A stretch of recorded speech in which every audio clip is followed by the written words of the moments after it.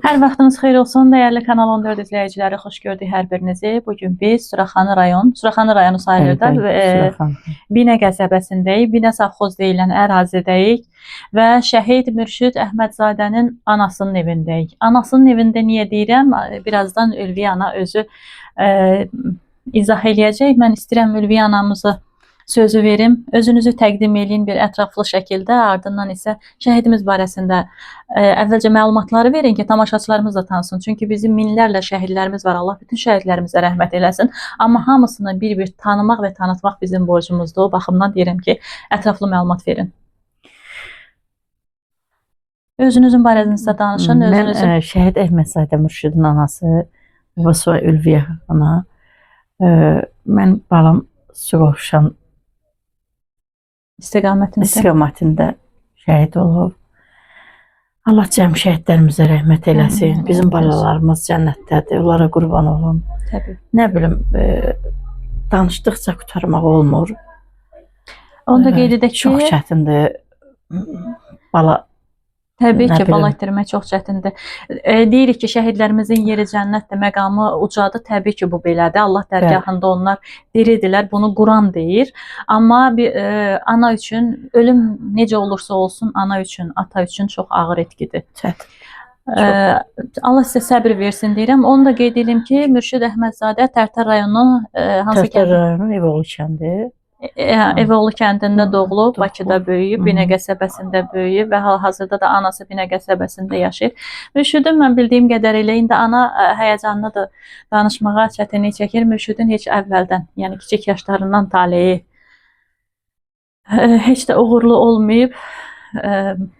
Ata bir yanda, ana bir yanda çox çətin bir taley yaşayıb və sonunda da vətən uğrunda, elə ayrı yaşayan ana uğrunda, ata uğrunda, bacı qardaşlar uğrunda, torpaq uğrunda canını qurban verib və bu gün də onun 5-ci il dönümündəyik. Allah rəhmət eləsin cəmi şəhidlərimizə, Allah sizə səbir versin. Başa düşürəm sizi.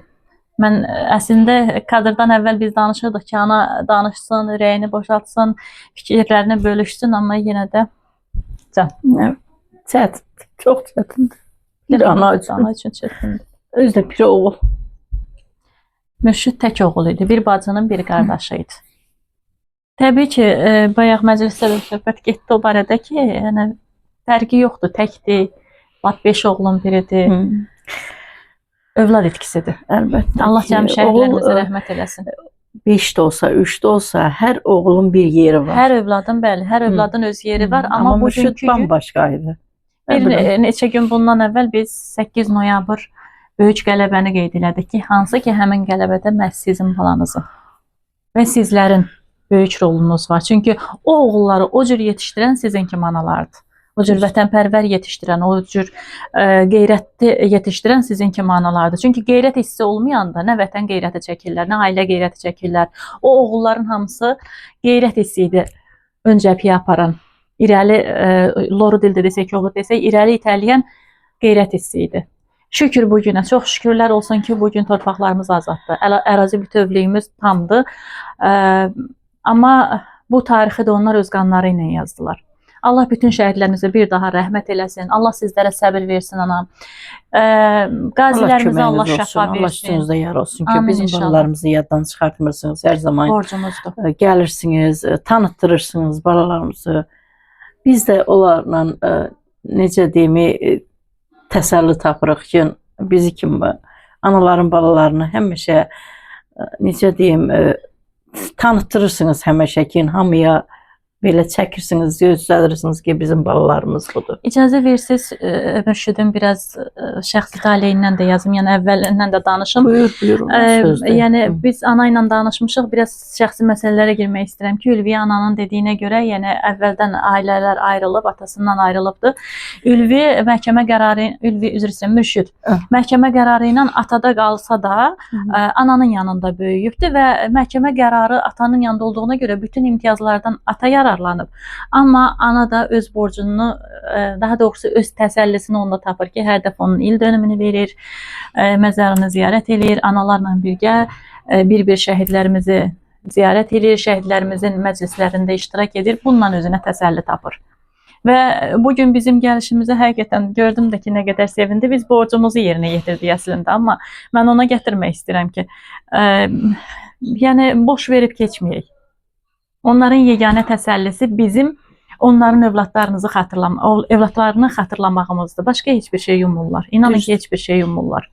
Mən gələndə heç bir şey gətirməmişəm. Bir kameram, bir özüm gəlmişəm. Amma ananın sevincini mən gördüm və nə qədər özümlə üzr istəyirəm. Bu biraz təvazökarlıqdan uzaq çıxacaq. O mənada demirəm. Özümlə yəni fəxr elədim ki, nə yaxşı ki gəldim. Nə yaxşı ki, bu qədər işin arasında təbii ki, işimiz nə qədər çox olsa da bizim öncəliyimiz bu Ülvi ana kimi analardır və bu öncəliyimizi də yerinə yetirdik, gəldik. Bu bizim üçün də çox xoş oldu.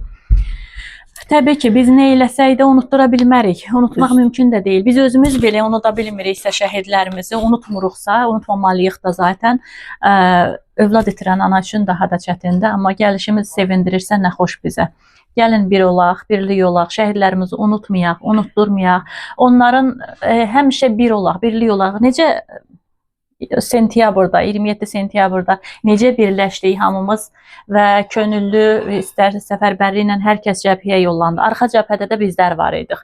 Yəni mətbuatı nəzərdə tutmuram. Ümumiyyətlə xalq olaraq arxa cəbhədə bizlər var idik. Onda necə birləşmişdiksə, o birliyimizi dağıtmayaq. O anaların, həmçinin qazilərimizin, veteranlarımızın, heç qazi olmasa belə bizdə əslində müharibədə iştirak edən hər kəs qazi olsa da bizdə rəsmi status var da, qazi statusu.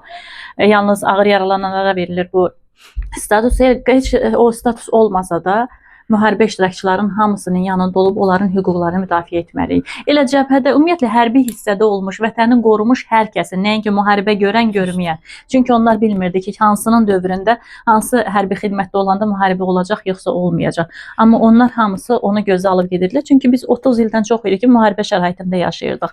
Allah bütün qeyrətli oğullarımızı qorusun inşallah və onları o qeyrətli ruhda, vətənpərvər ruhda yetişdirən ata-anaları qorusun. Dünyasını dəyişənlərə Allah rəhmət eləsin deyirik. Sizə bir daha Allah səbir versin deyirik.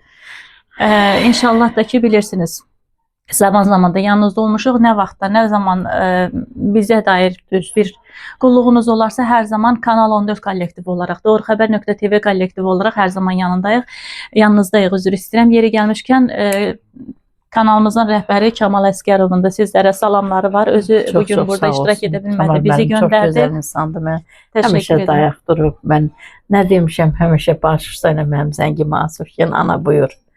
Kamal müəllim bütün xalqın yanında olur həmişə. Şəhidlərin həmişə yanında durur, həmişə yol göstərir. Bəli, onun özü də bir Əlbəttə ki. vətənpərvərlikdir. Təbii ki, onun özü də bir cəbhədə.